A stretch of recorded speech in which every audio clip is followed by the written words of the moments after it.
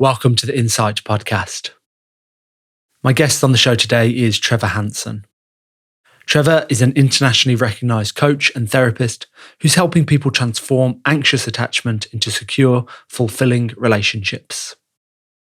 I talked to him about how you can recognise attachment styles in yourself and what this might mean for you and your relationships.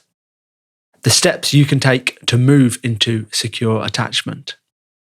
How much jealousy and stress is normal in a relationship. Why online dating apps aren't all bad. And much more. Now, before we start, I have a small favour to ask. Please hit the follow button wherever you're tuning into this episode. And then if you've been listening to the show for a while, I'd really appreciate it if you rated the show too.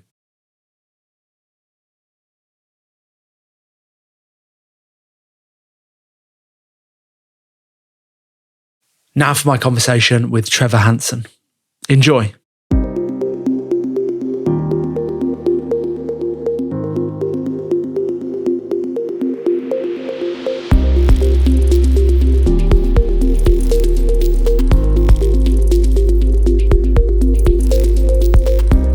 So I saw you share in your stories recently that it was your son's first experience of the snow. Yeah. What was that like to witness? Oh man, it was so fun. So I grew up in Utah in the United States, and we get a lot of snow here. And we currently live in Hawaii. And Tommy, my son, he was born in Utah and had seen snow, but like has no conscious recollection of it. And so this was his first time seeing it. And it was so funny. He was just like a little hesitant, kind of like shuffled around, like, what is this? He was really kind of hesitant to touch it, like with his hands. But as soon as he figured out like sledding was a thing, he was like, oh yeah, we like snow. This is cool. And so he's all about it. And it seems like us visiting randomly, like we brought the snow. It snowed like almost every day since we've been here, which is really fun. Oh man, that is awesome. Yeah, and he's fully bought into snow as long as he can sled. That's nice. It must be very different to Hawaii as well. Oh, way different, right? He's a little beach baby, but it's funny. He never wears like beanies, always takes them off his head. But he was like, oh, okay, I get the purpose now. Like it's cold enough, I'm wearing this thing. And so it was cute to see his little 1.5-year-old brain kind of making sense of all the different pieces. Yeah, and still young, and you're with your partner as well, who I see on Instagram. You've been together for a while, and when did you make the move to Hawaii? Just trying to get a sense of Trevor and his location and everything. Yeah, definitely. So we got married. We were living in Utah, and I had previously lived in Hawaii. I went to school out there and have some great friends there. I went to this little. There's BYU in Provo, Utah, and then they have some satellite campuses. And one is in Idaho, and one is in Hawaii. Funny enough, and so I was going to one of the satellite campuses in Hawaii, and that's where I graduated. And then I came back and did my master's and met my wife while I was doing my master's program.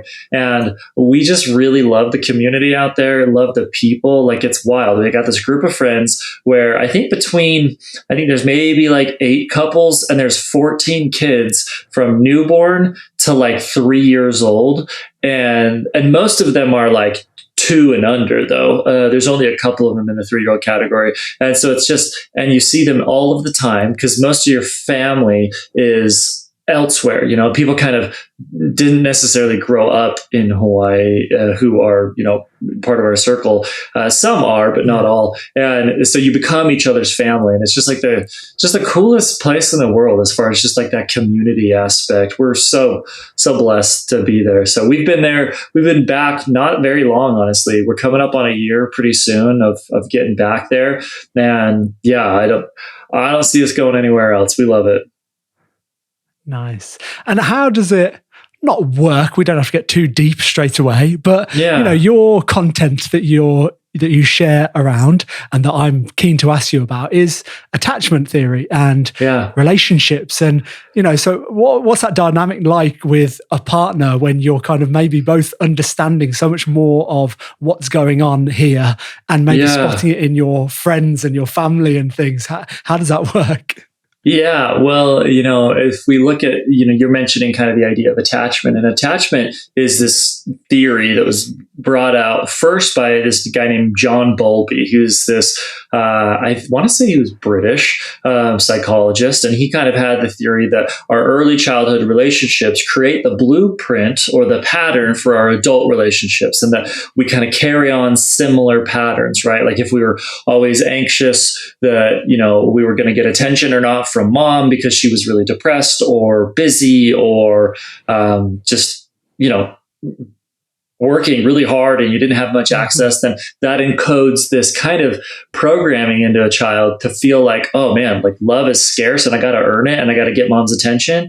And then in an adult relationship, that might look like feeling the same way, where like everybody, you feel like you have to prove your worth.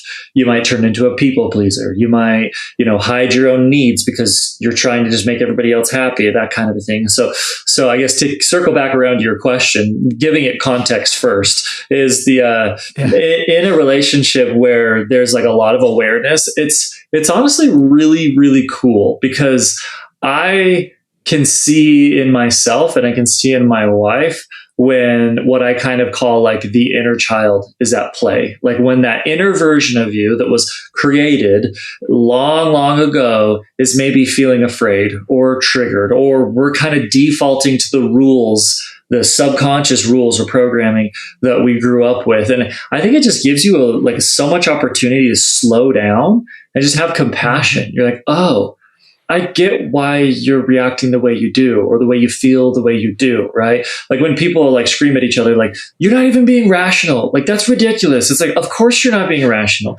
You're probably responding from a place that is honestly quite childlike.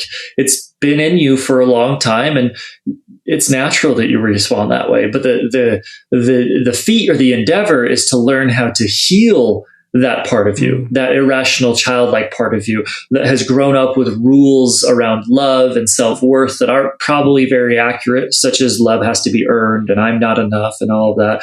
And so, no, it's really cool, man. It's just, it's like you get this new perspective and you just see more.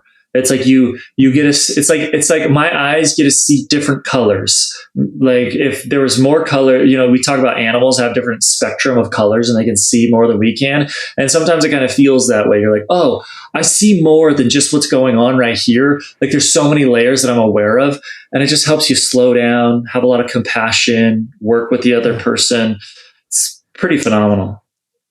And it feels like, there's a different way of doing things, because maybe all you saw growing up was arguments and tension and fights, because, and also it was shared, well, this is normal. Couples fight, married couples fight. Like this is okay. This is what, just get used to it, because when you get married, you'll argue and you'll fight as well. And it's when you go, oh, actually, maybe no, that's not quite the case. And there's ways to communicate better, and we don't have to be, fighting with each other. We can work together as a team here. Totally.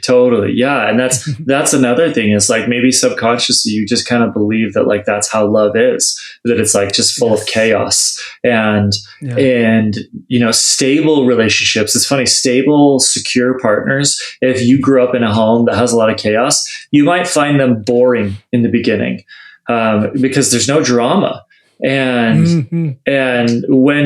And what's interesting too, when we think about like the neuroscience of all of this is wild, is that we can actually become addicted to chaotic relationships, because the molecule of dopamine is the molecule of drive and motivation. And where it's most active, where we get it dumped into our system, is when we pursue the escape from pain. So if we're trying to escape the pain of always having conflict, the moment that there's harmony again, we get this big rush of dopamine. It's like our drug.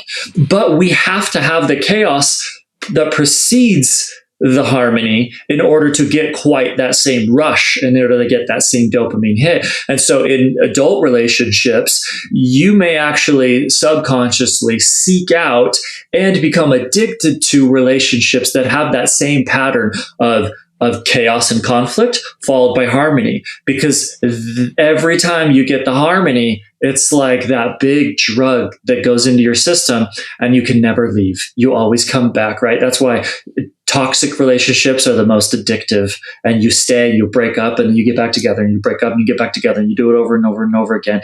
And so it's so interesting to see how even our neurochemical responses can keep us addicted to unhealthy relationships. Mm-hmm. And you mentioned at the start, well, we kind of dipped our toe into the history and the research behind attachment theory. Maybe before moving forward, we can go a little deeper into that. For people that aren't familiar, what actually is it? What are the different types? And then I've got some more questions to throw at you. Yeah, sure. So the idea of attachment theory, as we've kind of talked about in its basic form, is there was some sort of programming that you got when you were younger through early childhood experiences, usually experiences with mom and dad. And those experiences taught you things, taught you rules about love. Doesn't mean that they're true. You can learn a lot of things that are untrue, right? We see that on social media all of the time. People are like, oh, I believe it because the internet said so. Well, okay. But in attachment theory, the idea is that your experiences encode into your programming different rules, perceptions, and feelings. And so usually it's about love, closeness, and what we might call attachment. And I'll give you some examples because I think examples are the best ways to really understand this. I could talk about theory, but examples is way more helpful. So a lot of men grow up in homes where they are taught that they cannot show emotion, that if they show emotion, then they are exiled from the family, right? You can't be that way. You can't be soft. You can't be emotional. Dad around the age of 4 or 5 kind of scoops up young men oftentimes and tries to really squeeze out anything that is deemed as feminine in this kid and just goes masculine, right? You can't cry. You got to be tough. If you're going to cry, you got to go to your room. Like literally, if you're going to cry, you can't be part of this family. We're going to exile you to your room. And that sounds a bit dramatic, but to a kid, they don't really know the difference, right? It's that experience of being exiled or taking this part of them that's emotional, that might be connecting, this part of them that could cry or feel upset, any emotional reaction outside of anger, oftentimes in young men especially, is kind of stifled. And so that oftentimes creates what we call the more avoidant attachment, where this young man will grow up with this sense of, I cannot do emotions. I cannot be emotionally vulnerable. For if I do, I will be essentially pushed away. There's not safety in that. They often have a fear of rejection because they feel like these big parts of themselves, these emotional parts of self, have been rejected. And so even the idea of closeness, right? Closeness oftentimes come with vulnerable feelings, more feelings that some might deem as feminine, love and softness and nurturing. And so even the act of closeness feels threatening at times to more of the avoidant. And so they, in adult relationships, protect themselves from rejection, from abandonment, from hurt by shutting down, going silent during that argument, pulling back. If the relationship's going to that place of commitment, they might feel nervous and start to withdraw their love. And so that's one version. Another version is the anxious attachment. Then really at the heart, and nobody will really say this, I've never heard somebody talk about it this way, but I believe that at the heart of the anxious attachment and the avoidant attachment is the same exact problem. The anxious attachment have the same problem of feeling not good enough. There's parts of them that have been essentially there's this underlying fear of abandonment, similar to the fear of rejection that the avoidant have. This fear of abandonment and this underlying sense that they're not good enough. How this might happen is that mom and dad maybe are too busy to show that love and affection, or mom and dad are too anxious to fulfill that love and affection, that consistency, that nurturing. Or maybe mom and dad fight a lot and there's a lot of chaos. And so there's less energy put into the nurturing of the child. And you can hear these and think, wow, that could happen in a really normal family dynamic. You don't have to be abused or anything like that. But what happens is that through different various experiences growing up, you encode the rules of love has to be earned. It's scarce. I got to fight for it. I got to get attention. And I'm not good enough as I am. So I need to kind of act or do certain things to get that love. And as an adult, you become a bit more clingy in relationships. You may ask for commitment really early because you're just wanting to lock it down. I'm so desperate for someone to be there with me. And you have this innate, really damaged sense of self-worth where you don't really believe you're quite good enough. And that only fuels the fear of abandonment. Because if I'm not good enough, then who's going to want to be with me?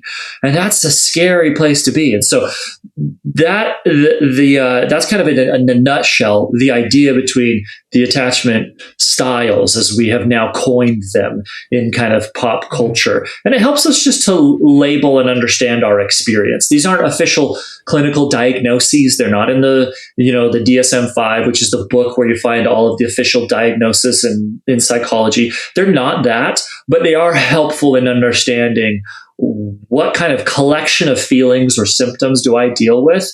And once you understand that, then you can start to understand okay, and then what resources match this collection of feelings or symptoms that I deal with.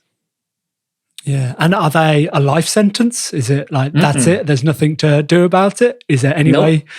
Oh, go on. I'm so eager to answer your question. I'm cutting you off. No, it's good.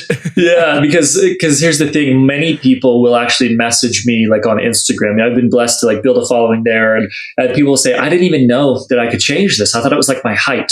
It was just what I got. And it's no, you can definitely change it. And here's the kind of the hopeful thread there is that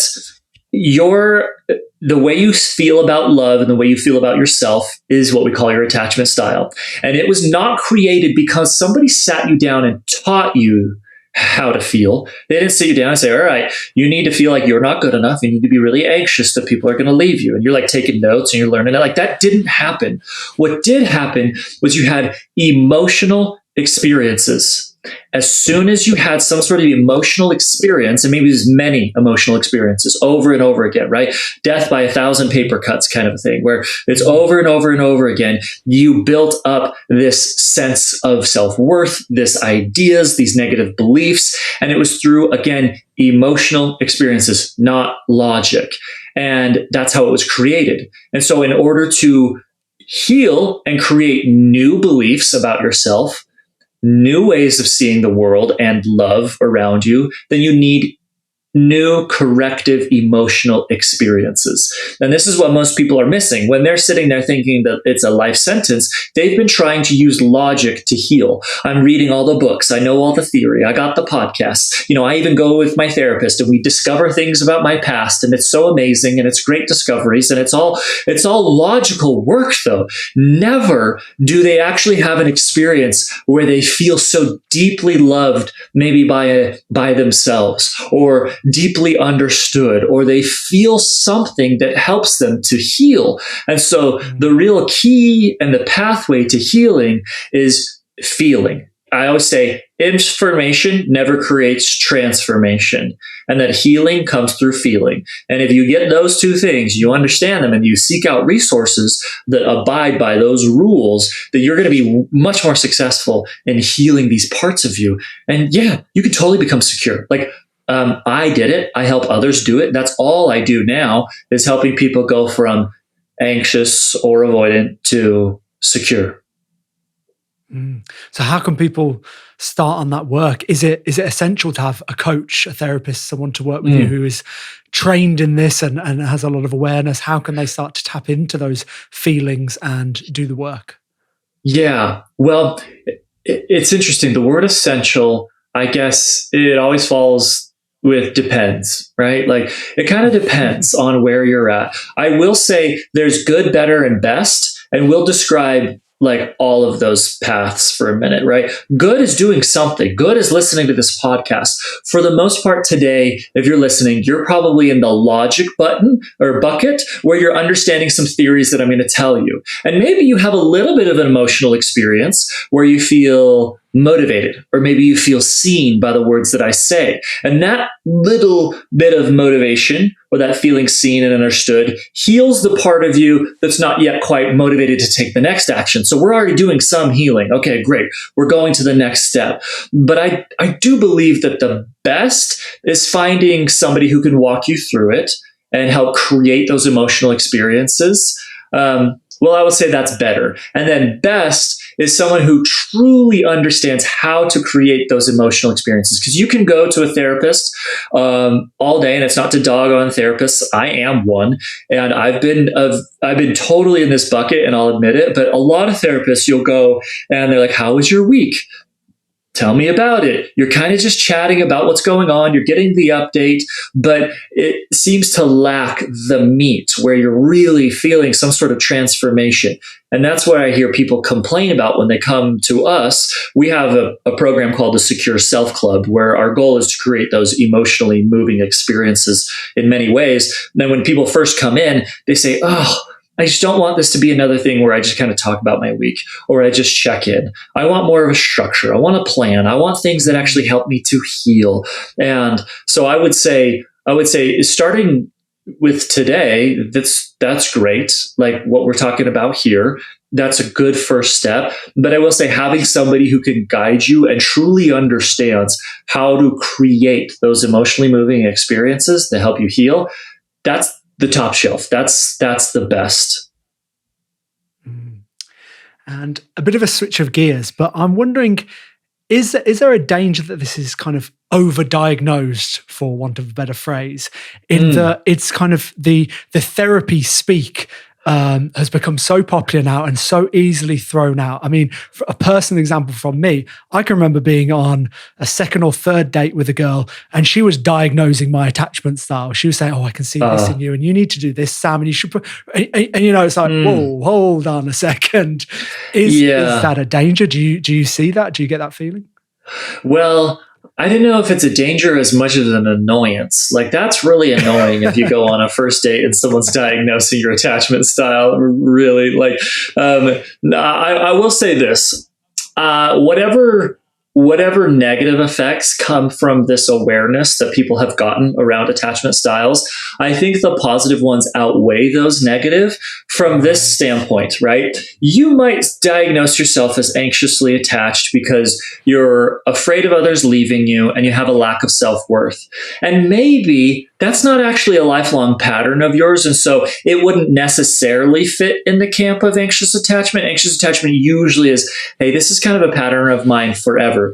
Maybe it's that you just recently broke up. And so you have the two biggest symptoms of an anxious attachment, which is fear of abandonment, because it hurt. I don't want that to happen again. I'm afraid that it's going to happen again. I got hurt and I don't want that to happen more for me. And a lack of self-worth, right? Oh, I feel crappy. This person just broke up with me. And so the two symptoms are there. And so you might sit there and diagnose yourself as, and it's funny because it's not even an official diagnosis. So it's funny to even use that term, but we'll say it in just for sake of what we're talking about here. You may diagnose yourself as anxious attachment. Here's the thing, though, is that the path to healing that broken heart after the breakup has a lot of similarities in healing your anxious attachment, right? A lot of self-compassion, a lot of working through negative beliefs that were formed through the emotional experience of a breakup versus formed through the emotional experience of having maybe an emotionally unavailable parent. There's a lot of similarities. And so even if you're kind of in the area and you're seeking out help, like, that's great. A person that comes into our work, if they're not truly anxiously attached, they just maybe had a bad breakup, they will find deep healing through the things that we do, even though they don't necessarily fit that perfect mold of like, oh, this is the anxious attachment. So no, I think it's awesome. Like, yeah, figure out what you think your attachment style is. But I think where it can become problematic is if you become a victim to it and you say, well, that's the end of my story. This is my attachment style. I can't do anything about it. It's like, oh, well, then that's problematic because you are not the victim to your attachment style. You are responsible for taking care of it. And the people in your lives become the victims of your attachment style as you are dysregulated, as you show up in your relationships in a way that's not healthy. The people that you love the most become the victim. And so don't let yourself surrender to the idea of, well, this is just who I am. And now, myself and everyone else is going to have to deal with the consequences. Mm-hmm. And some of the examples that you gave of behaviors in an anxious attachment style definitely resonated with me. And they do make me think of some of my past more dysfunctional relationships, where the low points did involve jealousy and controlling behavior and mistrust from both sides of the relationship. And I think I always put it down to a lack of self-esteem and a lack of connection with myself, which I think you've already mentioned. But I guess I didn't know about attachment theory. But I'm wondering now whether, do you think attachment theory explains this better?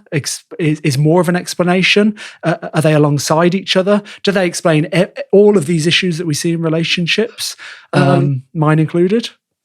Yeah, well, it's hard to say that there's like one answer that explains everything, right? However, so I've done couples counseling for a long time. I did that primarily in the beginning of, my career. And I switched a little bit more into this individual work because I started to notice that the individual insecurities and wounds around self-worth, lack of trust in others, lack of trust in love, not knowing if they can feel secure with anyone, but especially the partner that they were with.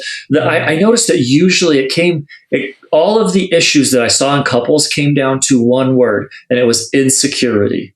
And insecurity really is the definition of the heart of attachment theory and idea, right? I'm insecure in my ability to connect with others. I can't show emotion, and so I withdraw and I avoid. I'm insecure in what I have to offer. I don't know if I'm good enough or others can be trusted, and they'll abandon me. And so maybe I overdo it sometimes in relationships. Anxious attachment, right? It's just insecurity. And when we protect ourselves from that place of insecurity, right? For example, I'm afraid my partner doesn't love me. You have this insecurity, this theme that kind of runs underneath the surface, that I'm afraid they don't love me.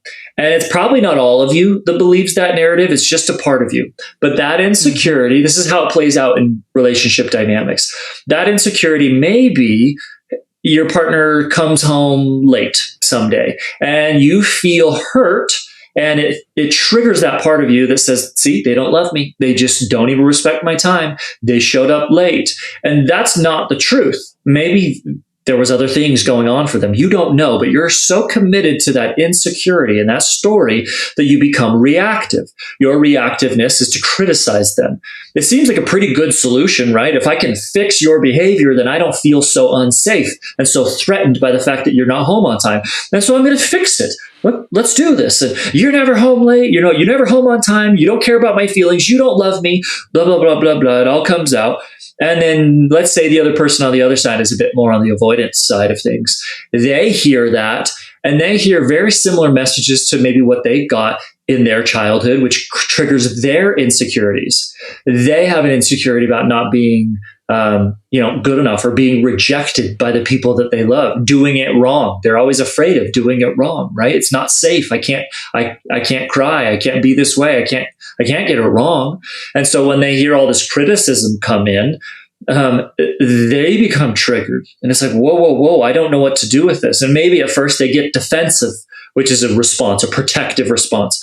Well, I was just doing this. Like, why do you always do this? Just always going right back to the defense. I'm trying my hardest. Don't you see how hard I work? They're trying to justify their worth. And then eventually when that triggers the other side and they get more mad. Oh, now you're just defending yourself. You're not even listening to me. You're late. And now you don't care about what I say.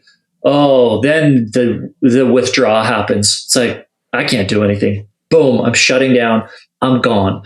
And so we can see the criticism, the defensiveness, the withdrawal, all of the moves that are really problematic in behavior.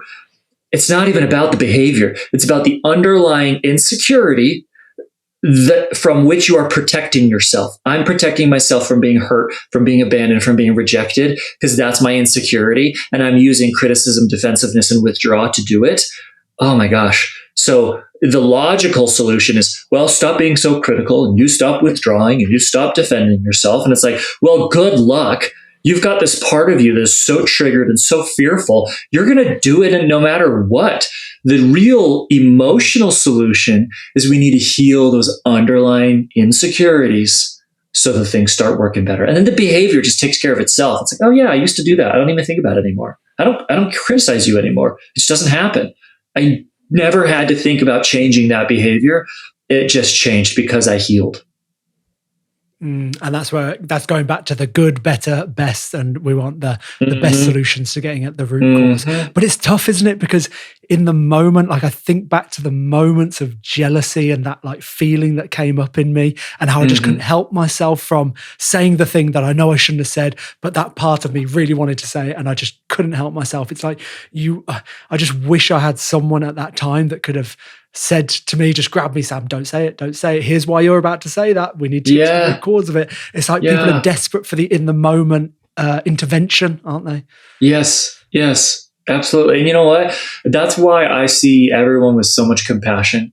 Like you see just these crazy fights and people are just acting like fools, right? We'll just say it, right? They're acting like that, but they're not fools. They're acting like a fool, but they're not a fool, because really at the heart of it, it's two terrified children, right? It's this inner part of you, this inner child that's fighting with this other inner child. And you're both terrified and you're trying to get your way and you're trying to be loved. And that's what I see when people fight. I'm like, oh, wow. You're just so afraid that this person's going to abandon you, kind of like mom did when she got swallowed up in her own anxiety. You're just afraid this person isn't going to love you like for who you are, like dad did when he told you that you couldn't have emotions and that you couldn't cry and that you needed to buck up. And you're just so terrified of not being accepted, and you're trying to find somebody out there who will, and you're hoping that it's your partner. And in that moment when they're not that person, that's so scary, because you've signed up to be with that person. They were supposed to be your lifeline into safety. And so that inner child sees that and goes, wait, hold on. The ship is sinking. I chose to be on your boat and now it's sinking. This isn't okay, right? It just goes wild. But the truth is it's not quite that way, right? It's the inner child tells us things that aren't true. They're not abandoning you. They're not telling you that you're worthless, so that you're not good enough when they get critical. It's not a good behavior. It's not helpful, but the meaning behind it is not quite as catastrophic as that inner fearful child part of us makes it out to be. And then linked to this is, I've heard you talk about the nervous system's role in relationships and how anxiety can hijack relationships. And it feels like this is linked to kind of, that feeling that I was just describing, or what you've just mentioned there, and some of the scenarios that you can imagine with couples that you work with. So yeah, this anxiety hijacking relationships. What do you mean by that? And how much of that is normal? How much of a little bit of stress, jealousy, anxiety is normal in a relationship? And how do you recognize when, oh no, this is too much and we need to talk about this, so I need to go and see someone. I need to do some work here. Yeah, well, I think, of course, some level of stress, some sort of jealousy, some sort of something is going to happen in almost any human relationship, right? That's just kind of being a person. And there's big kind of existential thoughts around that, even like what would life be if we didn't have the hard parts, if we didn't have those negative feelings? Like we would never learn anything or become somebody. And so I'm saying I don't want to villainize or pathologize negative feelings or sentiments in a relationship, or bad reactions, or ineffective reactions, I should call it, because that's kind of part of what makes life, and we need to learn how to work through that together. And I think it's beautiful when couples take each other in their imperfections and say, I'm willing to work through this with you because I love you. Like, man, that's what life is all about. But when we ask the second part of the question, which is, when does it maybe start to become a little bit too problematic? Really, it's just I would almost ask the person that question. If you were sitting across from me and you're like, when is this too problematic? I'm like, I don't know. When does it get too problematic for you? And I'm like, oh, well, I guess it's probably, it's always problematic. Okay, well, that sounds great. It sounds like you probably should get some help then, right? It doesn't have to be this point of, you're laying on an emotional gurney about to pass away because everything is just falling apart in order to get the help. But I will say things to think about is intensity and frequency. If your anxiety is intense and frequent around your relationship, then that's a really good sign that, okay, I should get some help, right? Everything's on a spectrum. But if you have intensity matching with frequency, that's a clear indicator that's like, yeah, maybe I need a little bit of help. On the opposite side of that spectrum, if you're a human being and you're trying to do human well, just like anyone who's trying to do anything well gets a coach, gets somebody to lead them through it, then yeah, find somebody to help you through it. Anybody could use some sort of guidance, right? We always say Tiger Woods has a golf coach. He's the best in the world. Who in the world coaches him? Well, somebody does. He wants to be the best at that. And quite frankly, I want to be the best at taking care of the people that I love the most and being in relationships. What else is more important?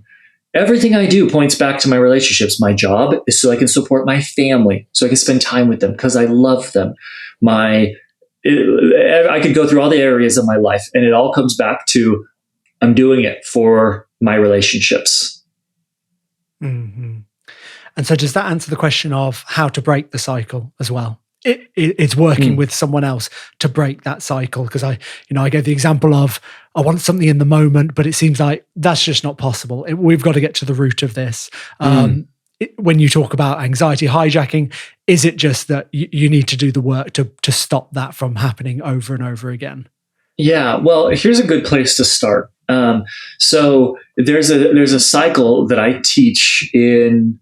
When you said cycle, it kind of made me think of this, and it matches the question really well. Is that if you're wanting to begin this work and you're like, okay, Trevor, you're telling me that even if I'm just a human being and I have it sometimes, I should probably do some work. Or if it's really frequent and really intense, then I should do some work. And it's like, okay, sounds like I should probably do some work. So where do I start? Where do I go? And this is the answer. There's what I call the tempo cycle, TEMPO, like tempo to a dance. And the tempo cycle is an acronym, and it stands for trigger, emotion, meaning, protection, and outcome.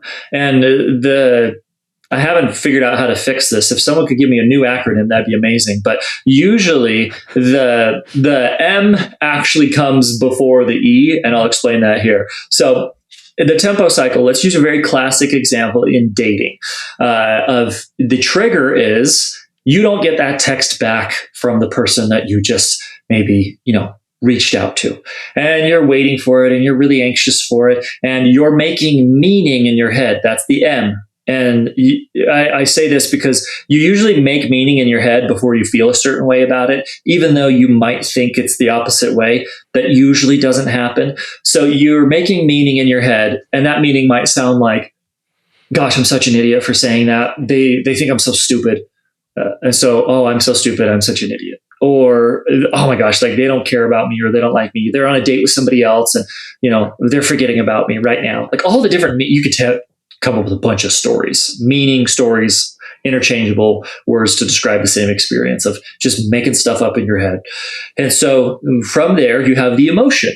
And that emotion is, let's say in this situation, kind of panic, or maybe embarrassment because you said something and you feel weird about what you said. And so you've got panic, you've got embarrassment. So we're up to T, M, E. And like I said, it comes out of order. I'm so sorry for all of you people who hate that. But then it leads you to the P. And P is protection.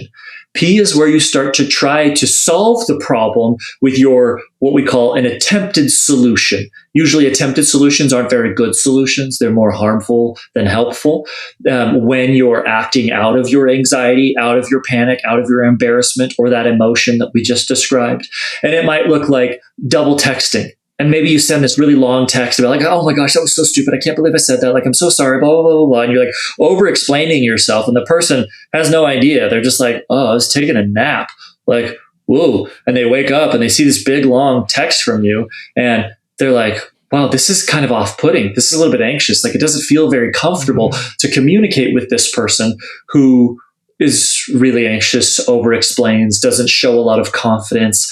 Not that there's judgment in that. Not like, oh, I think you're a bad person because you do this. It's just, we feel comfortable and safe with people who give off vibes of comfortability and safety, right? So I just want to be around people who like just kind of give me that calm down vibe where I feel good and it's nice to be around them. And you're not giving that when you're double texting and over explaining and freaking out. And so what happens is the outcome, and we've already started describing this, is that person starts to kind of pull away.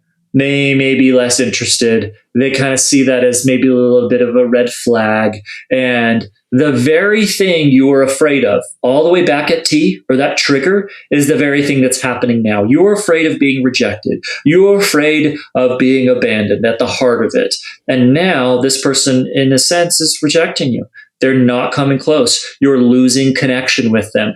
And what's really insidious about this whole thing is that the O becomes the T. New trigger in place. That person is now withdrawing, and now that's my trigger. And it could just spiral from there. And you can link up trigger to outcome to trigger to outcome and stay in the tempo cycle forever. But what's really powerful is mapping out your tempo cycle. Write the T, write the M, write the E, write the P, write the O, and exactly describe what's going on. In the moment, you can do it. You can do it hypothetically. I know that this happens to me, and when that happens to me or for me in my life, this is how I respond. And as soon as you can map that out, you can then identify how to exit the cycle. You're like, oh, the meaning I make is a false narrative. Maybe I could start challenging my negative beliefs when I start making those meanings.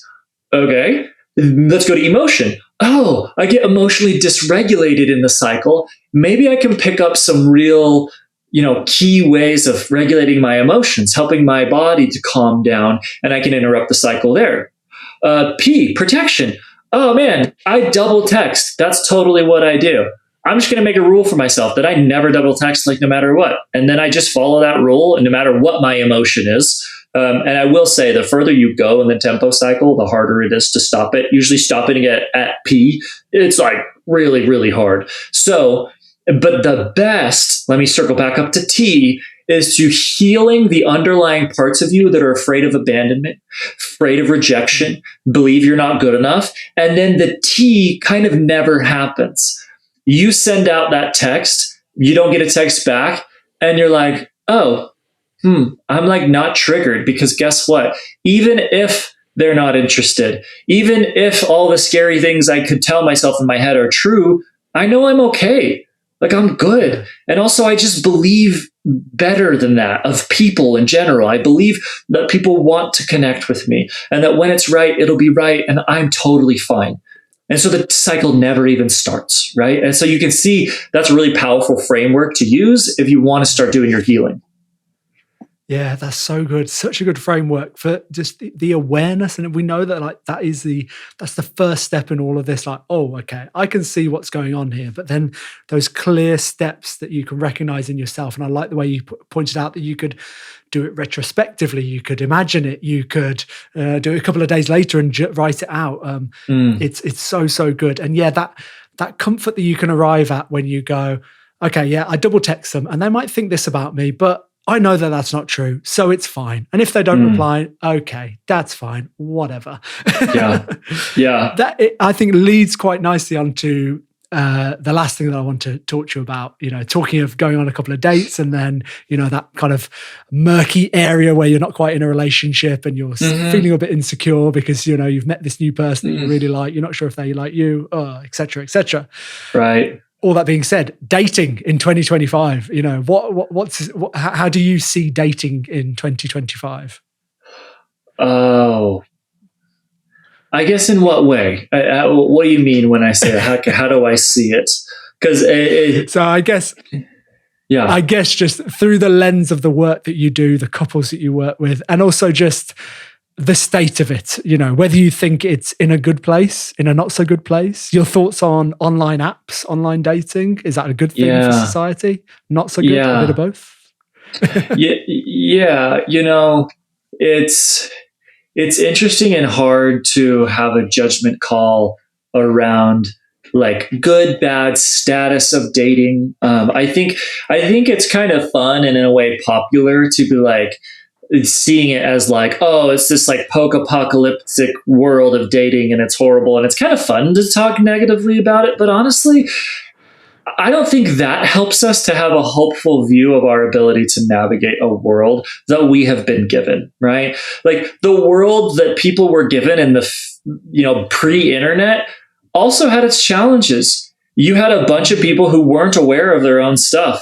You had a bunch of people who were just showing up as their wounded selves, never even thinking to heal, right? Like if someone were to tell somebody back in like, I don't know, like the 60s, like, I don't know, thinking of the hippies, they may have gotten this, like, you need to heal your inner child. I think some of those hippies might have got it, but most people would have been like, what? Back to 40s or 50s, maybe. Yeah. Well, I mean, here's the thing. Even my parents, like, I think this idea has been, recently introduced. I'm talking to my dad about it. He was listening to a podcast from Richard Schwartz talking to Andrew Huberman. And Richard Schwartz is like one of the founders of internal family systems, which has a lot to do with healing like parts of self. Right. And he was kind of like blown away by some of these ideas, and they're awesome. I probably wouldn't have known about them if I didn't do the work that I do or wasn't interested here. And so there was problems then, right? There was problems of people blindly living by their own programming and their own anxieties, and then getting into relationships and creating a bunch of us messed up children.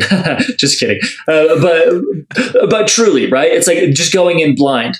We have resources. We know what it is, right? Do we overdiagnose? Do we call something gaslighting when really it was just that they forgot what they said? Like, are there problems there? For sure.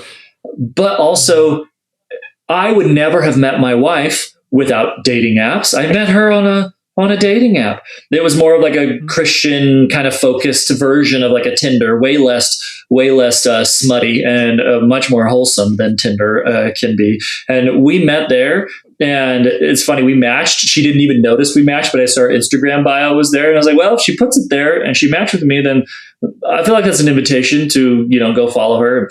I followed her. She followed me back. I liked her photo. She liked one back. And then eventually you do the slide, you send a message. Hey, and mine was right out the gate. I thought it would be fun to be like a little bit challenging. And I was like, hey, so if this is going to work out, and I did say as friends, because I wanted to soften it a little bit, right? If this is going to work out for us to be friends, I've got an important question that you have to answer right. And she's like, oh my gosh, what is it? I was like, do you like Mexican food? She's like, I love Mexican food. I was like, great. How about Wednesday we meet up at this place and we go get Mexican food, right? And so it's funny. I was never that smooth, but somehow I just like the Lord came upon me. I was like, here you go, Trevor. Here's the words. Like you're just giving it to you. And so my answer is like all things, it's never been better. It's never been worse. Right? Mm-hmm. It's never been better. It's never been worse. Right? People freak out about, the days in which we live. There's so many things and, political upheavals and this and that and all this stuff. And I'm like, yeah, but like you also have a shower in your house. Like, are you kidding me? The majority of the richest kings on the planet for years didn't have a shower in their house. They didn't even take baths. All those medieval people, man, those guys must have been stinky. They had no options. And so my answer is it's never been better. It's never been worse. And if that's the truth, then lean into it's never been better, because that's going to help you. That's going to help you be hopeful for your ability to navigate it. Why focus on the it's never been worse part? That quite literally will never help you. Such a good perspective. And this is why I love doing what I do and talking to people like you and others that just throw something at me and I go, yeah, I didn't think of it like that. I should have been thinking about it like that. That's a good point. I don't have to take the dating scene quite so seriously because, I'm talk quite regularly about the fact that I'm a single guy and, I've got to almost 38 now. It's not quite how I imagined my life would be. I thought I'd have a couple of kiddies under my belt by now. And so I get frustrated with the dating scene. And to be honest, I jump out of it and I leave it. I haven't been doing that at all because I've just been busy doing other fun things. But then I'm like, well, how am I going to meet someone? And well, you can meet them at the gym. No, they're on their phone. You can meet someone passing on a train or on the bus. No, they're on their phone all the time. So there's some frustrations from me. And also there's a lot of going back to past relationships and my perhaps anxious attachment style and the fact that I get worked up and I dive into relationships and it's like, oh, I feel like I'm in a bit of a pickle. So I'm just wondering how Trevor, am I ever going to find my wife? Can you help me with that? Well, here's the thing is that I think that there's also you are, from what I know, you're a good dude of sound principles and you're respectful. There's all these things, right, that are important there.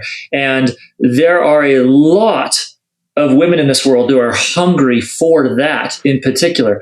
I work with primarily women, and so often just and a lot of them have had bad experiences with men, and they'll be like, oh, Trevor, like, I don't even know if it's out there. Like, I don't know if it exists.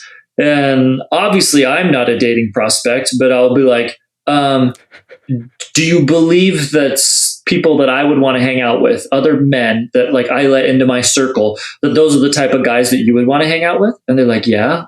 I'm like, does that mean I have no friends because they don't exist? And they're like, well, I sure hope not. Do you have no friends? And they like get worried. And I'm like, no, like I got plenty of friends. Like I got amazing people in my life. And then it's like, hey, you want to hook me up with them? And I no, I cannot do that. That's a conflict of interest. But I will say there are so many good people, good guys out there. That's my hopeful message for the women who feel like there aren't. And there are so many women who are hungry to find people like you, right? There are so many. And I think part of this is also, it gets a little bit bigger. And depending on what people believe here might change a little bit. For me, there's an existential element here of trusting God or kind of surrendering and believing in something bigger, right? Right before I met my wife, I shattered my eye socket in a skiing accident, just blew the thing up. And I've had to have 5 surgeries since then to regain the majority of the functionality of my vision and my eye. I'll spare you that part. But I remember after that, my eyelid was literally sewn shut because I wasn't allowed to open it for the purpose of healing. And so it was sewn shut. It was like a Tim Burton movie all of a sudden. But I had my eye sewn shut. And then my other one was so just weepy that I could hardly see. And so I spent some days just in kind of some darkness, some chosen, some forced darkness, eyes closed. And in that space, though, it was nothing dark about it because I spent so much time just pondering on, my relationship with God, in my belief that there's something guiding me that's bigger than myself. And however you want to define God is up to you, and whether it's a universe or whatever. But for me, it's God. And I remember just coming to a point and saying kind of like, okay, if this injury is part of your will, something that I must endure to learn and to become somebody new, then I also believe that all of the suffering in my life must be part of that bigger purpose. And I just felt like I'm okay. I'm willing to let go. I'm willing to surrender, including my greatest desire at the time, which was to find her, whoever she was. Right. And I remember just believing that I'm going to let go and surrender. And you know what that did to my anxiety? It just annihilated it. If I was going to go on dates, it could go well. It could not go well. Great. If she was really awesome and I want to see her again, I would want to see her again, but I knew I'd be okay even if not. And that trust and that surrender and that confidence kind of all came together. And shortly thereafter, I did meet my wife. And it's funny because she even said to me the other day, we were driving in the car, she goes, I am shocked that you weren't married before I met you. Because in my culture, this world, in United States or Utah in particular, people get married really young here. And it's very family centered kind of culture. And people get married young and start having families like 20 years old kind of a thing. And I was 30, I think I was 30 when we got married. She's like, I was just shocked. Like, how are you not scooped up? Which was nice for her to say. Like, I felt really like a prize at that point. And it's funny, we had just watched the Barbie movie, which I have some mixed reviews on. I won't get into that, but we just watched that. And I remember watching the scene where Ken, the main Ken guy, he's watching Barbie dancing with all these other guys, and he's feeling jealous and he's feeling insecure and he's wanting the attention. And I was like, the reason I didn't find you sooner, or her, whatever, is because I was kind of that version. I was the scared, the insecure, the jealous, that version of the Kens, right? And that got in my way, right? I had all the worth and value in the world. I didn't recognize it. And it wasn't recognized by others. And maybe it was recognized by others, but my behavior wasn't sustainable. My worth was there. There were some pieces of me that were attractive to others, I'm sure, but there was also parts of my behavior, parts of my energy that were just a big fat turnoff. And that's what kept me stuck. And so I think one of the keys that I never really hear therapists or others in this space talk about, but it is deeply important to me because it's part of my story, is that willingness to totally surrender, let go. And it's a process, because 1 minute you think you're like, okay, God, like you can drive the bus. Like, I'm going to surrender. And then the second, like, a girl comes into your life that you're really interested in, you're like, oh, well, actually, hold on, scoot over. Like, I'm driving now. Like, and I'm so anxious. And it's about continually letting go, continually over and over going, I'm going to let go of outcome. I can trust it's okay. I think I'm going to snip that and just like play it on repeats every week or so, just to remind myself, let go, Sam, like the universe will work itself out. So I appreciate that. And it feels like a really good place to start wrapping up. Trevor, thank you so much for your time today. It's been so cool talking to you, tuning in from all the way over there in America. It's been awesome. Yeah. And, I can't help but give a little gift to your followers if I can.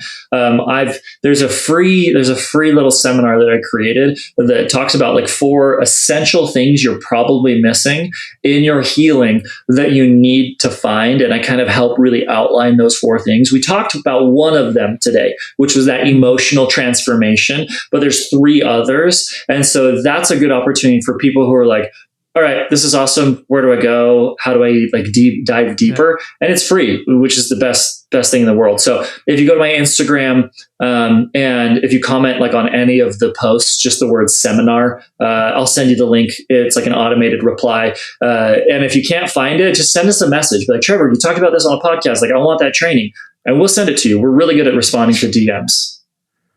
That's great. Thank you so much.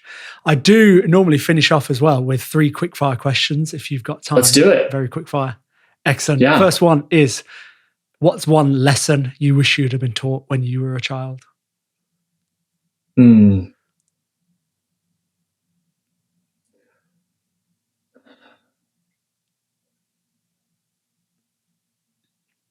separate worth from behavior. Your worth is not contingent on your behavior or your experiences. That's my quickfire answer. Short. That's perfect. Next one. Is there a habit that you've introduced to your life, or even a habit that you've kind of kicked, got rid of, that's helping you feel happier and healthier? Yeah, there's a lot of things that I've incorporated into my life. I think one of them is just taking time for more silence, taking time for more quiet. I think those moments of having my eyes sewn shut taught me the importance of cutting out the noise. And at that point, it was visual noise, but cutting out noise and just sitting with myself and listening to what comes. And the last question, if you could give everyone in the world one book, which book would you give them? Oh man, this changes all of the time because I whatever book I'm reading is usually the one I'm really excited about. Right now, I am reading "You Are the One You've Been Looking For." I believe it's Richard Schwartz who wrote it. That's funny. I'm sure it's Richard Schwartz. Yes, it is. And it goes along the idea of you being the primary caretaker for these wounded parts of self, and that your partner is the secondary caretaker, and it's your responsibility to do your healing so that you can show up in the most healthy way in your relationships. Awesome. That's funny because when you mentioned Richard Schwartz earlier, the last guest that I just recorded with, that was his recommendation, was a Richard Schwartz book. The Really? All Parts Are Good. Is it that? Oh yeah, no bad parts. Yep. No Bad Parts, exactly. Yeah. So that's so funny. And this was a guy that I was talking to based in Mexico that is talking about shame and healing from shame. And there was so much crossover from this conversation that I literally had 2 hours ago with this guy, and then you've both mentioned the same man as well. So there you go. That's the universe, amazing. I reckon. That's great. So you mentioned your Instagram, anything, website, anything else you want to mention here before I let you go? Yeah, so we have a program called the Secure Self Club, and it's 4 years of transformation in 4 months. We help you go from anxious to secure. That's our goal, and not because I think I'm anything special, but because we have filled in a lot of the gaps that exist when it comes to healing anxious attachment. It's, I believe, one of the best programs in the entire world for becoming secure.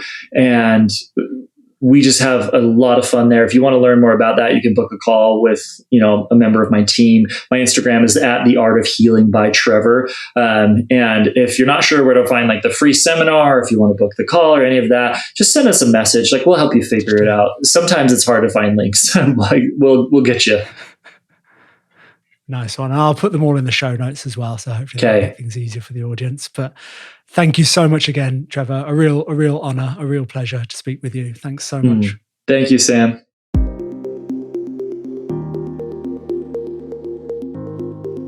Thank you for tuning in. I really hope you found my conversation with Trevor insightful. If you did enjoy the episode, please share it with friends, family, and colleagues who you think would find it interesting too. And remember, you can also support the podcast by following and rating the show on whichever app you're listening on. Thank you again, and I look forward to bringing you another episode soon. That was a Good Gosh Media production.